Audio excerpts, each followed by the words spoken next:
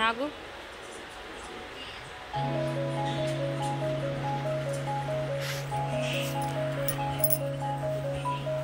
Okay.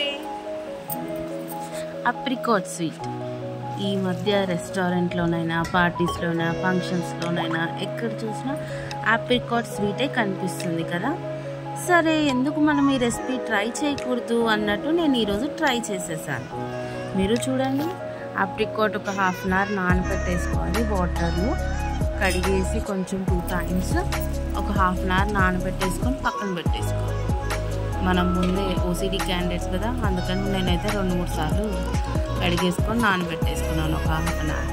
తర్వాత చిక్కటి పాలు తీసుకొని వాటిని వేడి చేసుకోవాలి. వేడి చేసుకున్నాక దాంట్లో 1 కప్ షుగర్ వేసుకోవాలి.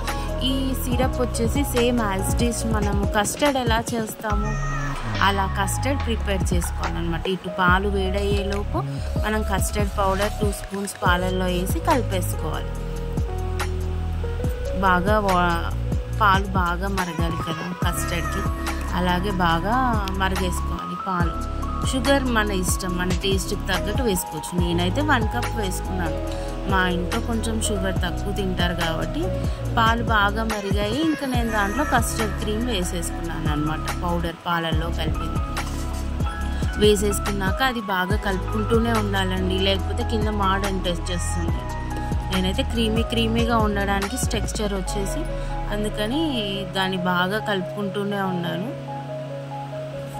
కలుపుకోకపోతే కింద మాడిపోతుంది కదా, అందుకని అలా కలుపుతూనే ఉండాలన్నమాట. చూడండి, నాకైతే ఈ కన్సిస్టెన్సీ సరిపోతుంది అనుకుంటున్నాను కస్టర్డ్ చేయడానికి. స్వీట్కి ఇది చాలు అనుకోని ఇంకా చాలా అనిపించింది. ఈ మాత్రం ఉంటే సరిపోతుంది మనకి. సో ఇది తీసి చక్కగా పక్కన పెట్టుకొని చల్లార్చుకోవాలి దాన్ని. ఆ తర్వాత చిన్న బాండీలో మనం ఇప్పుడు నానబెట్టుకున్నాం కూడా ఒక హాఫ్ అన్ అవర్ ముందు, అవి వేసేసుకోవాలి. ఆప్రికాట్స్ అన్నీ వేసేసుకొని కొంచెం వాటర్ కూడా వేసేసుకోవాలి. అందులోనే ఆ నానబెట్టిన వాటర్ కూడా అందులోనే వేసేసుకోవాలి. వేసేసుకొని అవి ఒక 5-10 minutes ఉడకబెట్టుకోవాలి మనం వాటిని. ఆ ఆప్రికాట్స్ ఉన్నాయి కదా, వాటిని ఉడకబెట్టేసుకోవాలి. ఒక 5-10 minutes ఉడుకుతూ ఉంటాయి అన్నట్టు. నా ఛానల్ని సబ్స్క్రైబ్ చేసుకోండి, అలాగే ఫాలో చేయండి, బెల్ బటన్ కూడా ప్రెస్ చేయండి. ఓకేనా ఫ్రెండ్స్? ఇలా ఉడకాలన్నమాట, కాస్త బాగా ఉడకాలి. ఆప్రికాట్ తొందరనే ఉడికిపోతుందండి, మనం నానబెట్టేసుకున్నాం కదా, అందుకని. ఇలా దగ్గరికి ఉడికిన తర్వాత మనం 1 కప్ షుగర్ ఇందులో కూడా యాడ్ చేసుకోవాలి. యాడ్ చేసుకొని అది కూడా మాడకుండా కలుపుకుంటూ ఉండాలి. తొందరగా ఇది కింద మాడిపోతుంది కాబట్టి కలుపుకుంటూనే ఉండాలి. ఇది కూడా కొంచెం ఈ కన్సిస్టెన్సీ వచ్చిన తర్వాత వరకు కలుపుకుంటూ చల్లార్చుకోవాలి దాన్ని. చూసారా, అలా ఉడికిపోవాలన్నమాట. అలా ఉడికిపోయిన తర్వాత తీసి పక్కన పెట్టేసుకోవాలి, చల్లార్చుకోవాలి దాన్ని. స్టవ్ ఆఫ్ చేసేసుకొని చల్లార్చుకుంటే సరిపోతుంది.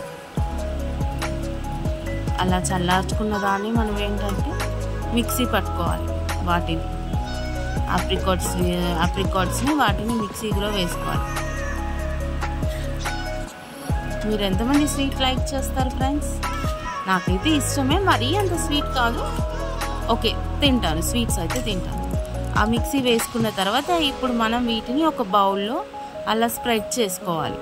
ఆప్రికాట్ మనం మిక్సీ చేసుకున్నాం కదా, అలా స్ప్రెడ్ చేసుకొని దాంట్లో స్పాంజ్ కేక్స్ ఉంటాయి కదా, ఆ స్పాంజ్ కేక్స్ తెచ్చుకొని ఒక లేయర్ అది, మళ్ళీ ఒక లేయర్, అప్పుడు ఒక లేయర్ మనం ఆప్రికాట్ వేసుకున్నాం కదా, దానిపైన మనం ఇందాక వేడిచి చల్లార్చుకున్నాం కదా కస్టర్డ్ ఫ్రూట్ జ్యూస్, అది తీసుకొని దానిపైన వేసుకోవాలి. ఇంకొక లేయర్ వచ్చేసి అలా వేసుకున్నాక దాంట్లో కొంచెం మనం ఇష్టమైతే కొంచెం బాదాం, జీడిపప్పు, క్యాషూ నట్స్ ఇవన్నీ కూడా వేసుకోవచ్చు. ఫ్రై చేసి వేసుకోవచ్చు. నేనైతే నార్మల్గానే చిన్న చిన్న ముక్కలుగా కట్ చేసి వేసేసుకున్నాను. ఇలా కట్ చేసుకొని దాన్ని ఒక మూత పెట్టేసి మనం డీప్ ఫ్రిడ్జ్లో పెట్టేసుకోవాలి. ఇది ఒక 1 hour. అలా డీప్ ఫ్రిడ్జ్లో 1 hour పెట్టుకొని తీసాక ఇలా మనకి లేయర్ ఫామ్లో ఆప్రికాట్ డిలైట్ రెడీ అయిపోతుంది. ఇది తీసుకొని మన ఇష్టమైన వాళ్ళకి ఇవ్వచ్చు, మనం కూడా తినచ్చు. టేస్ట్ చేసి ఎలా ఉందో చెప్పండి, మీరు ట్రై చేసి మీ ఇంట్లో. ఓకేనా ఫ్రెండ్స్? అలా పెట్టుకొని నేనైతే పక్కన ఇంకొంచెం ఆ కస్టర్డ్ ఉంది కదా జ్యూస్, అది కూడా ఇంకొంచెం వేసుకున్నాను ప్లేట్లో, ఏదో చిన్న డెకరేషన్ ఇద్దామని. అలా వేసేసుకొని ఇంకా దాన్ని మా వారికి టేస్టింగ్కి ఇచ్చాను నేనైతే. ఆయన అయితే టేస్ట్ చేసి బాగుందని చెప్తారని అనుకున్నాను. బాగుందని చెప్తారు. ఇంకా చూడండి ఆయన రియాక్షన్ ఏం చెప్తారో మీకు లాస్ట్లో. బాయ్, సైనింగ్ ఆఫ్ మీ వివేక.